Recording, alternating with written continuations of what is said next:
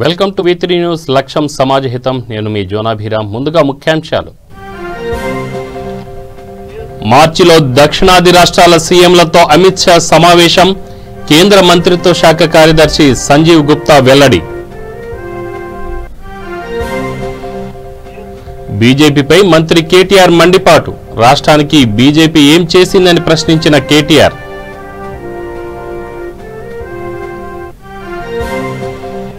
హరితహారంపై రాష్ట్ర స్థాయి పర్యవేక్షణ సమన్వయ కమిటీ సమావేశం. వచ్చే సీజన్ హరితహారం ఏర్పాట్లు సన్నాహకాలపై సమీక్ష. మెదక్ జిల్లా శంకరంపేటలో సబ్ స్టేషన్ ప్రారంభించిన మంత్రి. కేవలం తెలంగాణలోనే విద్యుత్ కోత లేదన్న హరీష్ రావు.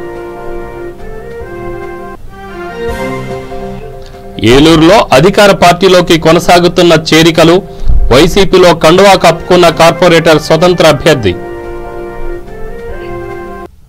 ఇక డీటెయిల్స్ చూస్తే తిరుమల శ్రీవారిని కేంద్ర హోంశాఖ వ్యవహారాల మంత్రిత్వ శాఖ కార్యదర్శి సంజీవ్ గుప్తా దర్శించుకున్నారు. వీఐపీ విరామ సమయంలో స్వామివారిని దర్శించుకుని ఆశీస్సులు పొందారు. ఆలయ అధికారులు ఆయన స్వామివారి దర్శన ఏర్పాట్లు చేసి తీర్థ ప్రసాదాలతో సత్కరించారు. ఈ సందర్భంగా సంజీవ్ గుప్తా మాట్లాడుతూ మార్చి నెల 4-5 తేదీల్లో హోంమంత్రి అమిత్ షా నేతృత్వంలో తిరుపతిలో జరగనున్న దక్షిణాది రాష్ట్రాల ముఖ్యమంత్రుల సమావేశానికి సంబంధించిన ఏర్పాట్లపై జిల్లా అధికారులతో సమావేశం నిర్వహించినట్లు తెలిపారు. ఇందుకోసం రాష్ట్ర ప్రభుత్వం అన్ని ఏర్పాట్లు చేస్తుందని సంజీవ్ గుప్తా చెప్పారు.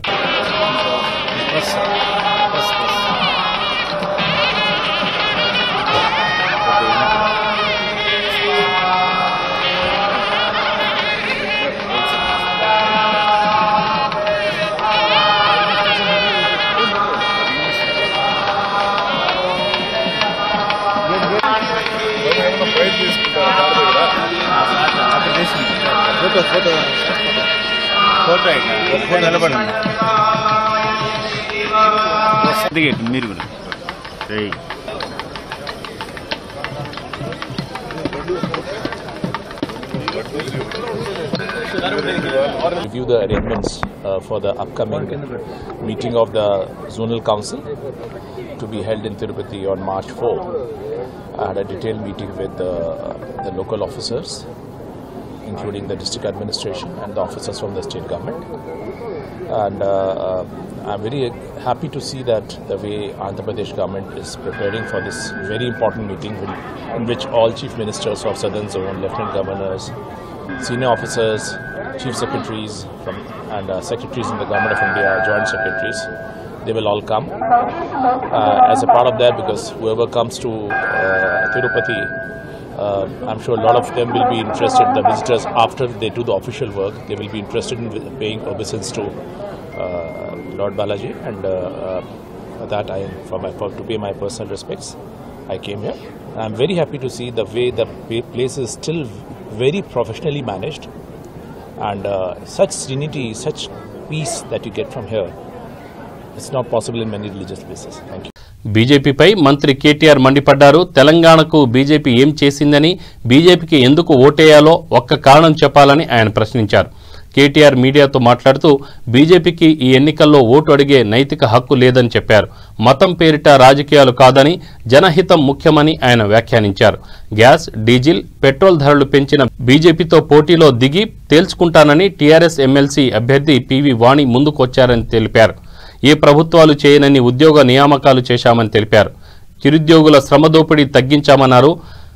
న్యాయవాదుల సంక్షేమానికి 100 కోట్లు ఇచ్చామని కేటీఆర్ తెలిపారు. తెలంగాణ నుంచి ఈరోజు ₹1 పన్ను రూపంలో కేంద్రానికి పోతుంటే తిరిగి వస్తున్నది ఆటాన మాత్రమే. పోయిన 6 ఏళ్లలో 2,70,000 కోట్ల రూపాయలు తెలంగాణ ప్రజలు పన్ను రూపంలో కడితే మనకు తిరిగి వచ్చింది కేవలం 1,40,000 కోట్లు మాత్రమే. అందుకే ఇవ్వాలన్న నీ కోటు తెలంగాణకు మొండి చేయి చూపుతున్నందుకు, ఇచ్చిన వాగ్దానాలు తుంగలో దొక్కినందుకు, మా భద్రాద్రి రాముడిని దాదాపు ముంచినంత పనిచేసినందుకు, 7 మండలాలు గుంజుకొని పోలవరంలో ముంచినందుకు ఎందుకు వేయాలి నీకు ఓటు? ఏ కారణం చేత వేయాలి? మీరు పోయిన 6 ఏళ్లలో శాసన మండలి సభ్యుడిగా ఏం చేసినారు మీరని అడుగుతా ఉన్నాం. ప్రశ్నిస్తున్నాం. ప్రశ్నించడం కాదు, పని చేయడం కావాలి. ప్రశ్నించడం మాత్రమే కాదు, పని చేసే సత్తా ఉండాలి, సమస్యలు పరిష్కరించే సత్తా ఉండాలి. మరి కేంద్రంలో ప్రభుత్వం ఉన్నా కూడా మీరు ఆ పని చేయలేకపోయినారు కదా అని నేను అడుగుతా ఉన్నాను.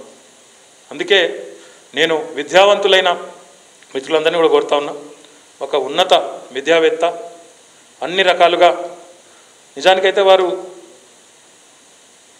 పోటీ నేను చేయను అని సున్నితంగా తిరస్కరించవచ్చు, కానీ నేను సేవ చేస్తాను, తప్పకుండా ముందుకొస్తాను, నేను సేవ చేస్తాను, పోటీలో దిగే నేను తేల్చుకుంటాను అని చెప్పి ముందుకొచ్చినందుకు వాణీదేవి గారికి తప్పకుండా మనందరం కూడా మద్దతు పలికి టీఆర్ఎస్ పార్టీ కార్యకర్తలు, అభిమానులు, ఇతరులు, పీవీ గారి అభిమానులు అందరూ కూడా ముందుకొచ్చి మరి వాణీదేవి గారికి, అదే రకంగా అక్కడ నల్గొండ నియోజకవర్గంలో పల్లారాజేశ్వర రెడ్డి గారికి మద్దతు పలికి గెలిపించాలని మనస్ఫూర్తిగా కోరుకుంటూ ఇప్పుడు పెద్దలు కేశవరావు గారు మిమ్మల్ని ఉద్దేశించి మాట్లాడాలని కోరుతాం.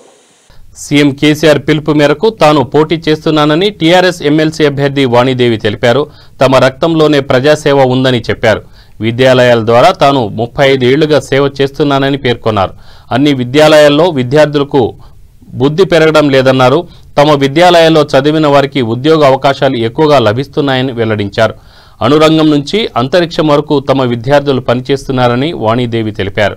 మినిస్టర్ సబితా ఇంద్రారెడ్డి గారు, మల్లారెడ్డి గారు, కేశవరావు గారు, మిత్రులందరికీ, శ్రీనివాస్ గౌడ్ గారికి, శ్రీనివాస్ యాదవ్ గారికి, హోం మహమూద్ అలీ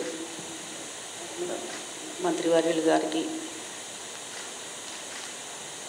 ఎమ్మెల్యేలు, ఎంపీలు ఇక్కడ ఎవరున్నారు అందరికీ, మిత్రులందరికీను, మీడియా మిత్రులకి, సభకు నమస్కారం అందరికీ. గౌరవ ముఖ్యమంత్రి వర్యులు కేసీఆర్ గారి పిలుపు మేరకు నేను విద్యావంతులకు అనేక విధాలుగా తోడ్పడే, అనేక విధాలుగా పరిష్కారాలు చూపించే మార్గంలో ఉండే ఈ నియోజకవర్గ ఎమ్మెల్సీ నియోజకవర్గానికి యాక్సెప్ట్ చేయడం జరిగింది.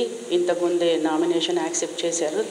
అది శుభసూచకంగా నేను తలుస్తూ, నాకే ఎందుకు ఓటు వేయాలి అనే మాటకు ఒక సమాధానం చెప్తాను. నేను మన ప్రియతమ కీర్తిశేషులు మాజీ ప్రధాని పీవీ గారి అమ్మాయినే. ఆయన ఎప్పుడు కూడా మా పుట్టినప్పటి నుంచి, చిన్నప్పటి నుంచి కూడా ప్రజాసేవ అనే మాటే విన్నాము. అదే పరిస్థితుల్లో పెరిగాము. మన నరనరంలో కూడా మాకు అది ఒక జీన్ లాగా జీర్ణించుకుపోయింది ప్రజాసేవ అని. ప్రజాసేవ అనేక విధాలుగా చేయొచ్చు అని కొంచెం భీష్మించుకుని ఉండేవాళ్ళము. ప్రజాసేవకు పదవే అవసరమా అని అనేక విధాలుగా చేయొచ్చు అని అనుకున్నాము. అనేక విధాలుగా చేస్తున్నాను. నాకు తోచిన విధానం విద్యాలయాలు ఏర్పాటు చేయడము. గత 35 ఏళ్ళుగా జేఎన్టీయూలో టీచర్గా, లెక్చరర్గా పనిచేశాను. అక్కడి నుంచి ఒక 31 సంవత్సరాల నుంచి నేను విద్యాలయాలు ఏర్పాటు చేయడము, దాన్ని కొనసాగించడము, మంచి బెస్ట్ అవార్డ్స్ లాస్ట్ ఇయర్ అన్ని almost 3 colleges, best colleges in twin cities, best colleges in Telangana, ఒక college best college in India అని కూడా మాకు ఒక అవార్డు ఇవ్వడం జరిగింది. రానున్న సీజన్లో నిర్వహించనున్న 7వ విడత తెలంగాణకు హరితహారంపై అటవీశాఖ ప్రత్యేక ప్రధాన కార్యదర్శి శాంతికుమారి అధ్యక్షతన రాష్ట్ర స్థాయి పర్యవేక్షణ సమన్వయ కమిటీ సమావేశం అరణ్య భవన్లో జరిగింది. రానున్న వర్షాకాలం సీజన్లో మొదలు కానున్న 7వ విడత హరితహారం ఏర్పాట్లు, సన్నాహకాలపై ప్రధానంగా అధికారులు చర్చించారు. రాష్ట్ర వ్యాప్తంగా ఇప్పటిదాకా నాటిన మొక్కలు, ఎదుగుతున్న తీరు, ఎండాకాలంలో నీటి వసతి ఏర్పాట్లు, శాఖల మధ్య సమన్వయం, నర్సరీల సంసిద్ధత, పెద్ద మొక్కల లభ్యతపై ప్రధానంగా సమీక్షించారు. ఎండాకాలం సమీపిస్తున్నందున మొక్కల రక్షణకు తగిన జాగ్రత్తలు తీసుకోవాలని, నీటి సౌకర్యం కల్పించాలని శాంతికుమారి సంబంధిత శాఖలను కోరారు. ప్రజాప్రతినిధులు, అధికారులు సమన్వయం ద్వారా మొక్కలు బతికే శాతాన్ని సాధ్యమైనంతగా పెంచాలని సూచించారు.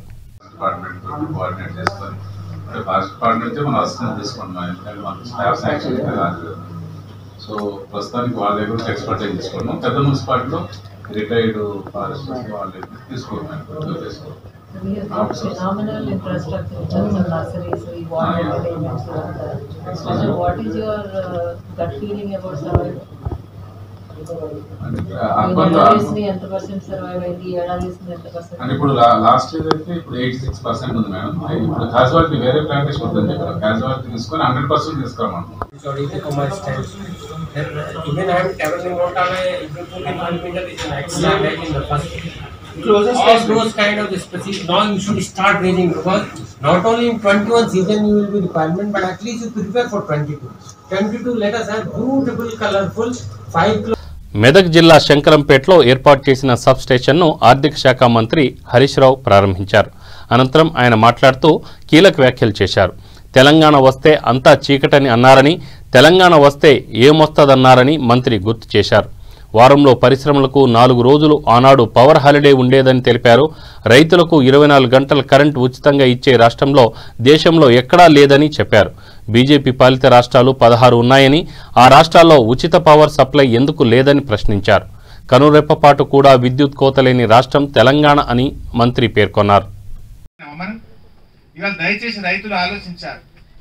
రాష్ట్రం వచ్చినాడు మన తెలంగాణలో విద్యుత్ ఉత్పత్తి కేంద్రాల సామర్థ్యం ఎంత అంటే 7,778 మెగావాట్లు. తెలంగాణ వచ్చినాడు మన విద్యుత్ ఉత్పత్తి సామర్థ్యం 7,770. ఏమున్నదే కాంగ్రెస్ గవర్నమెంట్ ఉండగా కరెంటు కోతలు తప్ప ఇంకేమైనా ఉన్నాయా? బిల్లులు పెంచిండ్రు, కరెంటు కోతలు పెంచిండ్రు. చంద్రబాబు నాయుడు ఉండగానైతే ఆయన కోతలతో పాటు కాల్పులు కూడా చేసిండు. బషీర్బాగ్ చౌరస్తాలో పెంచిన కరెంటు బిల్లులు తగ్గించమంటే రైతులను కాల్చి చంపినటువంటి చరిత్ర అప్పటి తెలుగుదేశం ప్రభుత్వానికి ఉన్నది. ఇది వాస్తవంగా 16,250 మెగావాట్లు ఎక్కడ అంటే ఎక్కడి నుంచి ఎంత పెంచితే ఇవాళ మీకు ఇంత మంచి కరెంట్ వస్తుంది? ఈ జర్ర ఎండలు ముదిరినాయంటే మొత్తం పేపర్ పెట్టి ఊపుకునే కదా. మైక్ ఎక్కడిది, లీడర్ వస్తే మాట్లాడు ఎక్కడిది. అయితే జనరేటర్ తెస్తే గడగడ జనరేటర్ మొత్తుకోవాలి, మనం మొత్తుకోవాలి. లేకపోతే మీటింగ్ ఏముంటుంది, కరెంట్ ఉంటుంది స్పీచ్. సో అవన్నీ కూడా స్టాక్ తెప్పించి కూడా పెట్టినాం. మీరు ఎక్కడన్నా ట్రాన్స్ఫార్మర్ కాలితే కూడా వెంటనే మరమ్మతు చేసుడు కాదు, రోలింగ్ స్టాక్ పెట్టించినాం. 4% రోలింగ్ స్టాక్ పెట్టించినాం. కాలిని తీసుకుంటారు, సాయంత్రం కల్లా కొత్తది కూడా ట్రాన్స్ఫార్మర్ ఇస్తారు. ఆ లో వోల్టేజ్ ఇబ్బంది కూడా ఎక్కడ రానే రాదు. వస్తే కూడా మీరు దయచేసి కొత్త కనెక్షన్లు ఉంటే 5 HP కాడ 7.5 HP పెడితే అట్లా కొద్దిగా ఇబ్బంది వస్తుందే తప్ప అదర్వైజ్ వచ్చే పరిస్థితి ఉండదు. అటువంటి కాడ మీరు అధికారుల దృష్టికి తీసుకురండి, వాళ్ళు వెంటనే పెట్టిస్తారు. మీరే కొద్దిగా ముందు జాగ్రత్తతో పనిచేయాలి. ఎంపీటీసీలు, సర్పంచులు. మనం సేవ చేయడం అంటే సీసీ రోడ్డు మోరొక్కటే కాదు కదా. రైతులకు మంచి కరెంట్ ఇచ్చేటట్టు కూడా చూసుడు మన సేవనే అవుతుంది. అది కూడా మన పనే అవుతుంది. సర్పంచ్ గారి పని, ఎంపీటీసీ గారి పనే అవుతుంది. మా లైన్ మెన్లు, మా ఏఈలు కూడా ఫీల్డ్ లో ఉండాలి. బాగా పనిచేస్తున్నారు. విద్యుత్ శాఖ అధికారులను కూడా నేను మనస్ఫూర్తిగా అభినందిస్తా ఉన్నా. ఇవాళ పల్లెల్లో మంచి 24 గంటల కరెంట్ ఇచ్చే విషయంలోనైనా అన్ని విషయాల్లో చాలా బాగా పనిచేస్తున్నందుకు డిపార్ట్మెంట్ కూడా నేను మనస్ఫూర్తిగా అభినందిస్తా ఉన్నా. మా ఎస్సీ గారితో, మా ఎమ్మెల్యే గారు చెప్పినట్టు కొన్ని డంప్ యార్డ్ల దగ్గర, వైకుంఠ ధామాల దగ్గర, ఇంకెక్కడన్నా చిన్న చిన్నగా 2-3 పోల్ అవసరం ఉన్నా, లూజ్ పోల్స్ కానీ మిడిల్ పోల్స్ ఉన్నా కొద్ది అధికారులు కూడా ఎప్పటికప్పుడు ఎమ్మెల్యే గారి దృష్టికి తీసుకురాగానే వెనువెంటనే చర్యలు తీసుకోవాలని చెప్పి కోరుకుంటూ. పశ్చిమ గోదావరి జిల్లా వైసీపీలోకి చేరికల పర్వం కొనసాగుతుంది. ఏలూరు మున్సిపల్ ఎన్నికలు సమీపిస్తున్న తరుణంలో అధికార పార్టీలోకి వలసల పర్వం కొనసాగుతుంది. 15వ డివిజన్ స్వతంత్ర అభ్యర్థి ఈపీజర్ల మణిరాజు 50 మంది అనుచరులతో వైసీపీ కండువా పుచ్చుకున్నారు. ఏలూరులో క్యాంపు కార్యాలయంలో రాష్ట్ర ఉప ముఖ్యమంత్రి ఆళ్ల నాని వీరికి కండువా కప్పి పార్టీలోకి ఆహ్వానించారు. రాబోయే మున్సిపల్ ఎన్నికల్లో ఏలూరులోని అన్ని డివిజన్లలో వైకాపా అభ్యర్థులు విజయం సాధించే దిశగా పనిచేయాలని మంత్రి వారిని సూచించారు.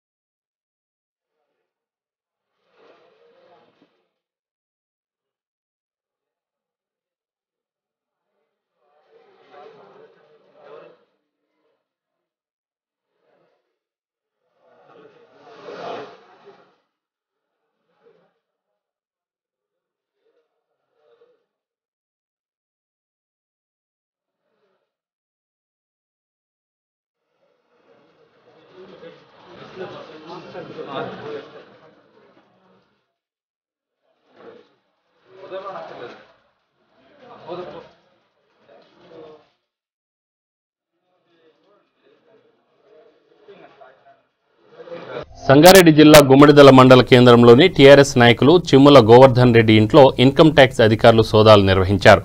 12 మంది ఐటీ అధికారులు బృందం తనిఖీలు చేపట్టింది. అతనికి సంబంధించిన 2 పరిశ్రమల్లో, గుమ్మడిదలలో ఆయన నివాసంలో, హైదరాబాద్లో ఉన్న వారి బంధువుల ఇళ్లలో కూడా సోదాలు చేపట్టారు. అక్రమ ఆస్తులు కలిగి ఉన్నారన్న అభియోగంపై అధికారులు సోదాలు చేపట్టారు.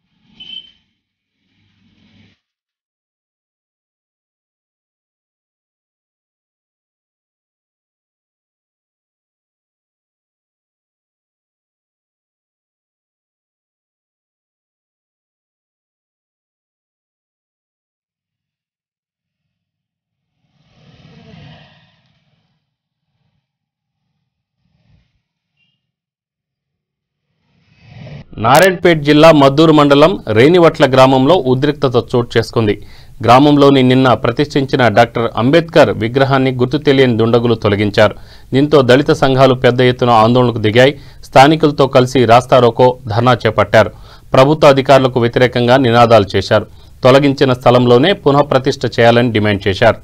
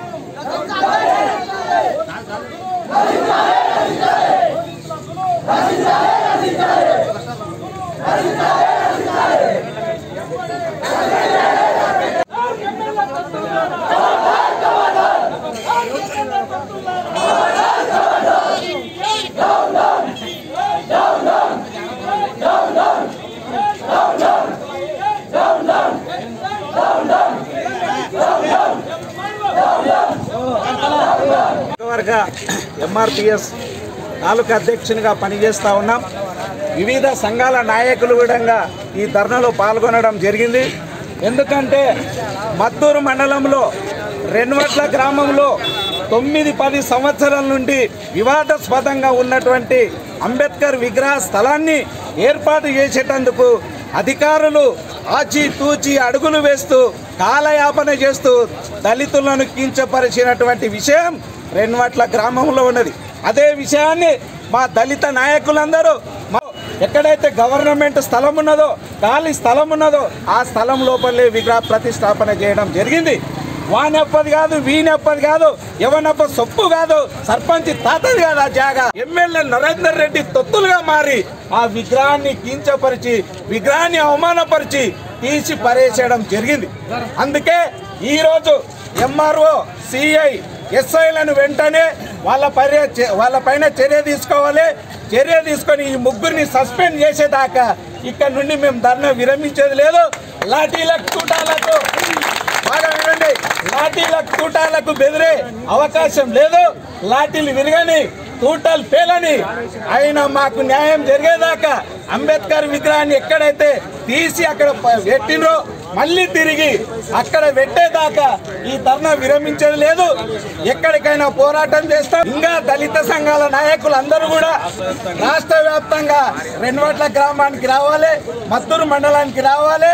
వచ్చి అంబేద్కర్ అవమానపరిచిన ఈ ముగ్గురు అధికారుల పైన చర్య తీసుకొని సస్పెండ్ చేసేదాకా మీరందరూ కూడా దయచేసి దళిత నాయకులందరూ పెద్ద ఎత్తున ఈ మత్తూరు మండలానికి రావాల్సిందిగా మీ అందరితో నేను మనవి చేసుకుంటా ఉన్నా. సరూర్ నగర్ డివిజన్లో మాజీ కార్పొరేటర్ అనితా దయాకర్ రెడ్డి ఆధ్వర్యంలో టీఆర్ఎస్ పార్టీ సభ్యత్వ నమోదు కార్యక్రమం చేపట్టారు. సభ్యత్వ నమోదు ఇన్ఛార్జీలు రవీందర్ రెడ్డి, మురళీధర్ రెడ్డి ఆధ్వర్యంలో పార్టీ జెండా ఆవిష్కరించి కార్యక్రమాన్ని ప్రారంభించారు. డివిజన్లోని ప్రతి బస్తీలో ఇంటింటికి తిరిగి నమోదు చేయించారు. యువజన నాయకులు సిలివేరు వెంకట్కి క్రియాశీలక సభ్యత్వం అందజేశారు. డివిజన్లో 15,000కు పైగా సభ్యత్వాలు చేయిస్తామని ధీమా వ్యక్తం చేశారు. బస్తీ వాసుల నుండి విశేష స్పందన లభిస్తుందని అన్నారు. ఈ కార్యక్రమంలో నియోజకవర్గం general secretary Bera Balakishan, division అధ్యక్షులు ఆకుల రవీందర్ కుమార్ తదితరులు పాల్గొన్నారు.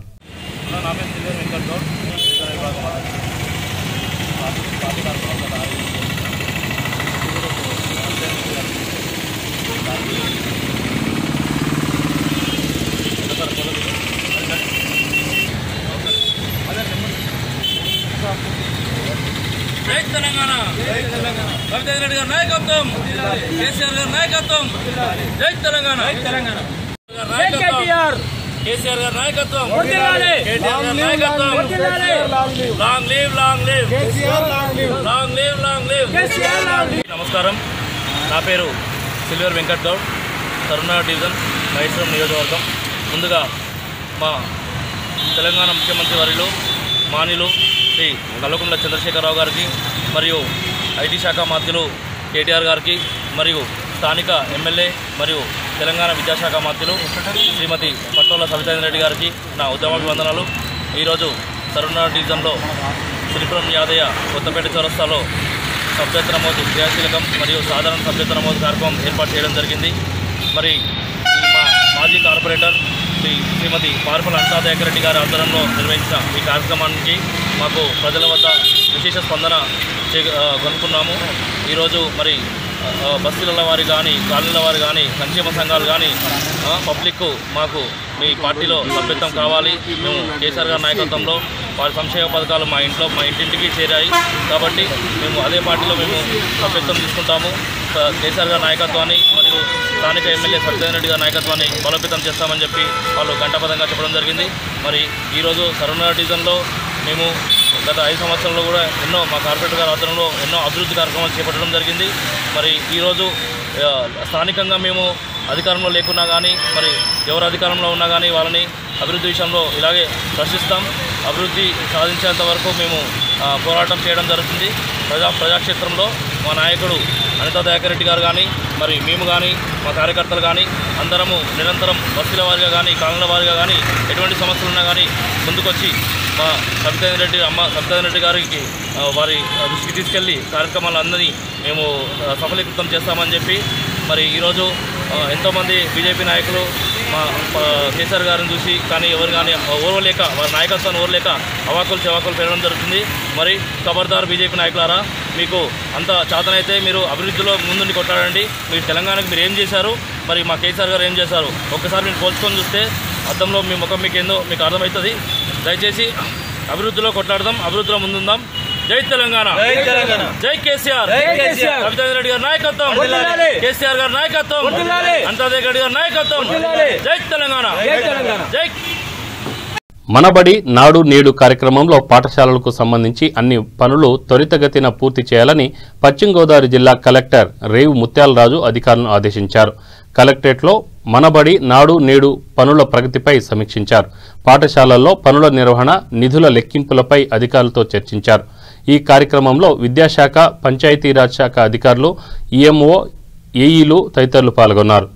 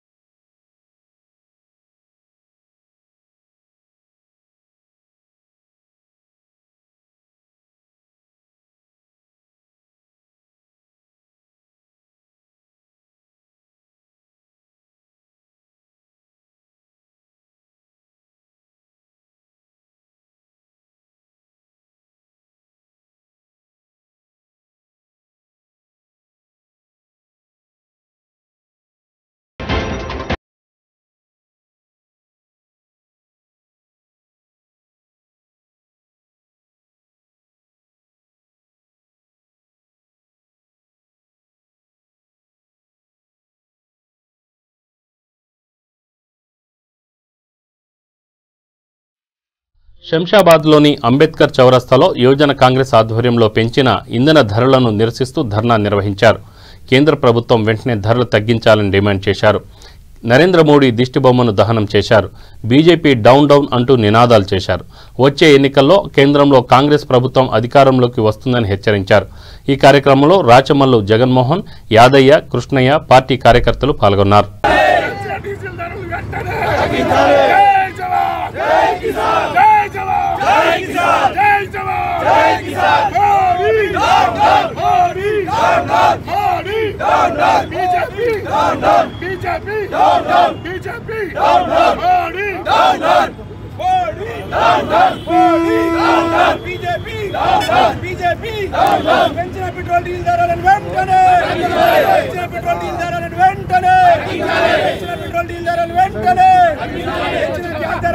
ప్రతి ఒక్కరికి అన్ని అట్టడుగు వర్గాల నుంచి ఎస్సీ, ఎస్టీ, బీసీ, బడుగు బహుజనుల కోసము పూర్తిగా పోరాటాలు చేస్తున్నారు.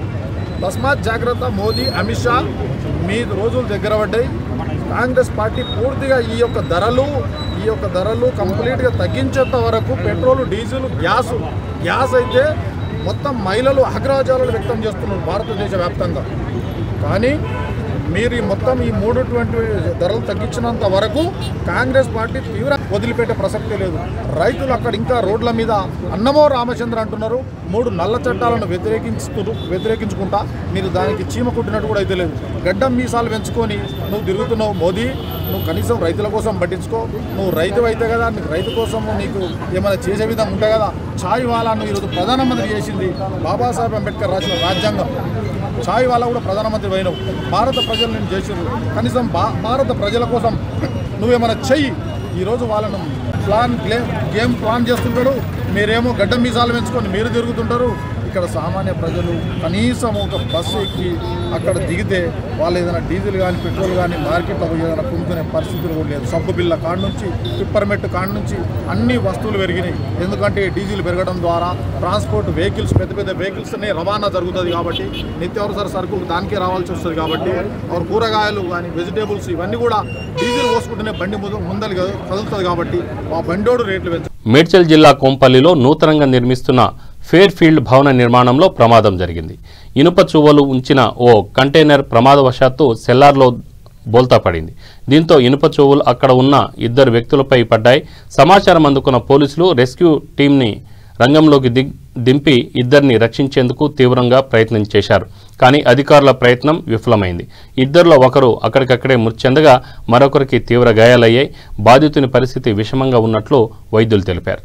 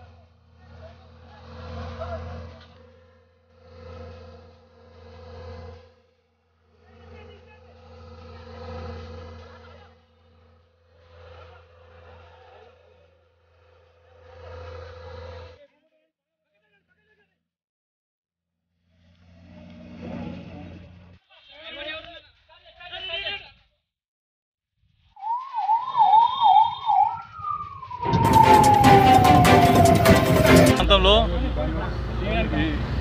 ఫెయిర్ఫీల్డ్ కన్స్ట్రక్షన్స్ కంపెనీలో ఒక ప్రమాదం జరిగింది అనే సమాచారంతో ఫస్ట్ మా పెట్రోల్ మొబైల్ సంఘటన స్థానానికి చేరుకొని ఇక్కడ ఒక కంటైనర్ లారీ, స్టీల్తో ఉన్నటువంటి ఒక కంటైనర్ లారీ ఆ కన్స్ట్రక్షన్ సైట్ లోపల ఉన్నటువంటి లోతైన ప్రదేశంలో పడిపోయిందని, దాని కింద 2 మనుషులు ఉన్నారు అని చెప్పేసి సమాచారం ఇవ్వడంతో మేము వెంబడే ఇక్కడ రావడం జరిగింది. మాతో పాటు ఈఎంఆర్ఏ వాళ్ళు, జీవికే ఈఎంఆర్ఏ వాళ్ళు, మా సిబ్బంది, ఈ కన్స్ట్రక్షన్ కంపెనీలో కొంతమంది పక్క కన్స్ట్రక్షన్ కంపెనీల వాళ్ళు సిబ్బంది కూడా వచ్చి ఈ కింద ఉన్నటువంటి మనుషులను తీసే ప్రయత్నం చేయగా దాంట్లో 2 వ్యక్తులు ఉన్నారు. ఒకతని పేరు ఉపేందరు, ఒకతని పేరు మహేందరు. ఉపేందర్ అనే వ్యక్తిని తీసగా అతను స్పాట్లోనే చనిపోవడం జరిగింది. దాని కింద ఉన్నటువంటి మళ్ళీ ఇక్కడ ఒక వ్యక్తి అరుపులు వినిపిస్తూ ఉన్నాయి. అతన్ని తీసే ప్రయత్నంలో ఈ క్రేను, ఈ జేసీబీ ఇవన్నీ కూడా తీసుకొచ్చి ఆ కింద ఉన్న అతన్ని బయటికి తీయడం జరిగింది. అతను ఊపిరితో ఉన్నాడు. మేము తీసేసరికి వెంబడి అంబులెన్స్లో మేము వాళ్ళని పక్కన ఉన్నటువంటి రెనో హాస్పిటల్కి షిఫ్ట్ చేయడం జరిగింది. అతను మంచి మెరుగైన చికిత్స చేయాలని చెప్పేసి డాక్టర్లను కూడా కోరడం జరిగింది. ఈ సంఘటనకు కారణమైనటువంటి వ్యక్తుల మీద ఖచ్చితంగా కఠినమైన చర్యలు తీసుకుంటామని చెప్పేసి తమకి మనం చేస్తాం. ఈ ఒరిస్సా లేబర్స్ అని చెప్పేసి తెలిసింది. వాళ్ళకి సంబంధించినటువంటి పూర్తి వివరాలు ఇంకా తెలియాల్సి ఉన్నది. మొత్తం ఇద్దరు కూడా దాని కింద ఐరన్ కింద పడిపోయినారు. వాళ్ళను తీసే క్రమంలో ఒకతను చనిపోయినాడు, ఇంకొకతన్ని హాస్పిటల్ పంపించడం జరిగింది. బులెటిన్ ముగించే ముందు ముఖ్యాంశాలు మరొకసారి. మార్చిలో దక్షిణాది రాష్ట్రాల సీఎంలతో అమిత్ షా సమావేశం. కేంద్ర మంత్రిత్వ శాఖ కార్యదర్శి సంజీవ్ గుప్తా వెల్లడి. బీజేపీపై మంత్రి కేటీఆర్ మండిపాటు. రాష్ట్రానికి బీజేపీ ఏం చేసిందని ప్రశ్నించిన కేటీఆర్.